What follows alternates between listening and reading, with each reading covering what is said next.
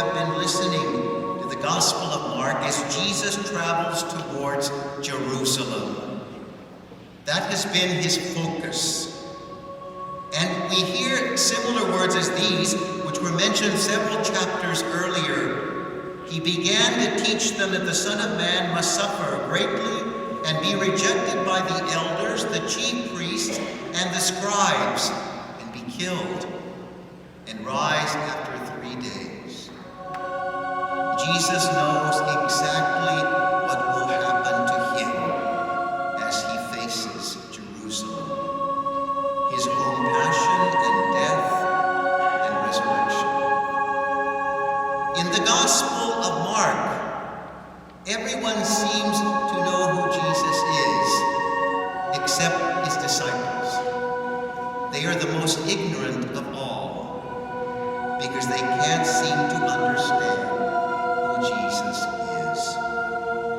Though Jesus has revealed who he is, the Messiah sent by God, they refuse to accept that he should suffer. In today's gospel, Jesus is approached by a scribe who asks the question, which is the first of all the commandments? Keep in mind that at the time of the scribes, the time of Jesus, the scribes were considered the most educated of the people. They understood the law of Moses because they read it frequently, continuously, daily. They studied diligently and carefully so that they could apply it to daily life.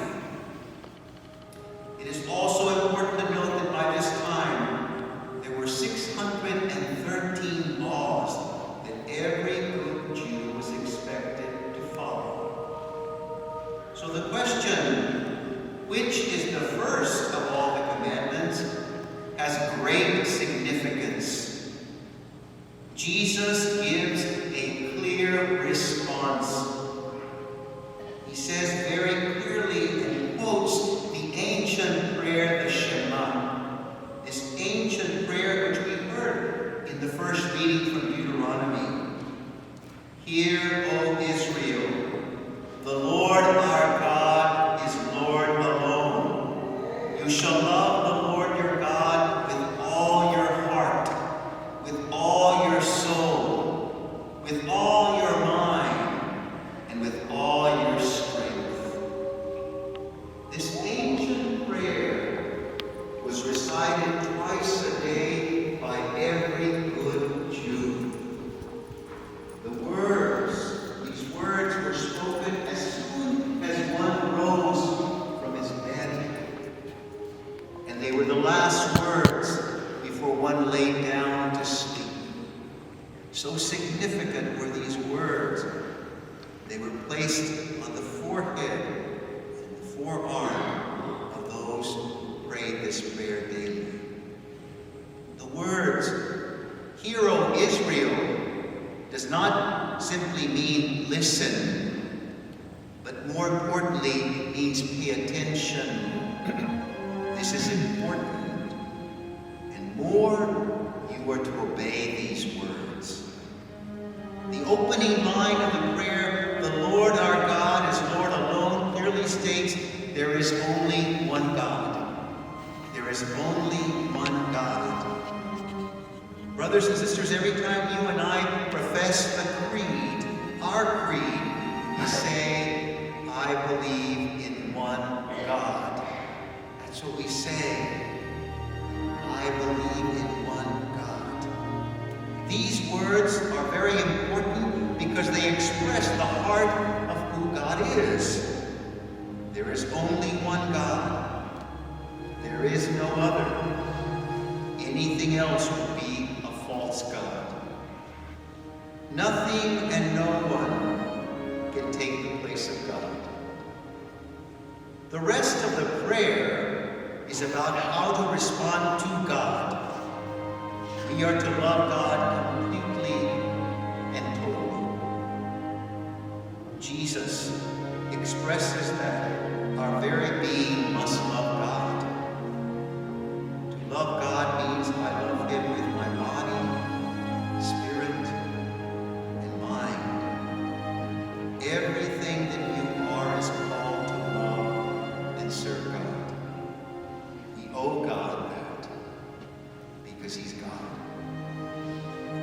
Jesus adds this commandment that the love of God leads to love of neighbor. You shall love your neighbor as yourself. Brothers and sisters, today Jesus invites the love of God, unites the love of God with the love of neighbor. It is impossible just to love God and ignore the people around us.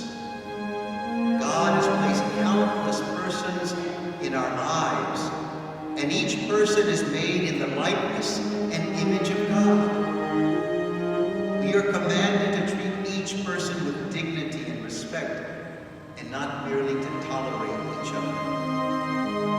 Jesus challenges us to go beyond loving those who love us.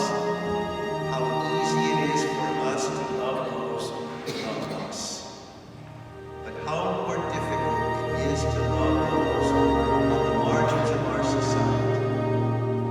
The homeless, the immigrant, the imprisoned, the abandoned, the sick, the center of every Catholic Church is an altar. On this altar, Christ sacrifices himself in the sacrament of the Eucharist for our salvation and for that of the whole world. In a few moments, I will consecrate this altar with Holy Chrism. This altar represents Christ. Christ is the priest, Christ is the altar, and Christ is the Lamb of sacrifice. Each time we celebrate the Eucharist on this altar, it is the perpetual memorial of Jesus' passion, death, and resurrection. From this altar, Christ gazes with love upon you, me, and all humanity, offering us eternal life, his body, blood, soul, and divinity.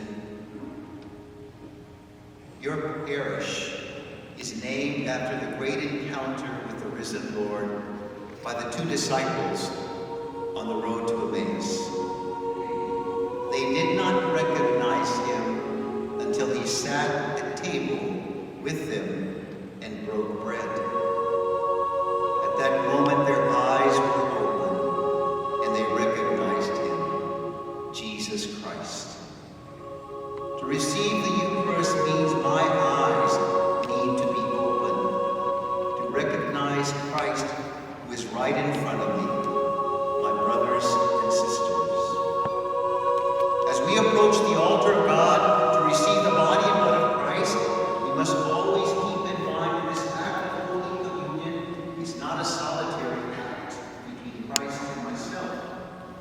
The Eucharist unites me with all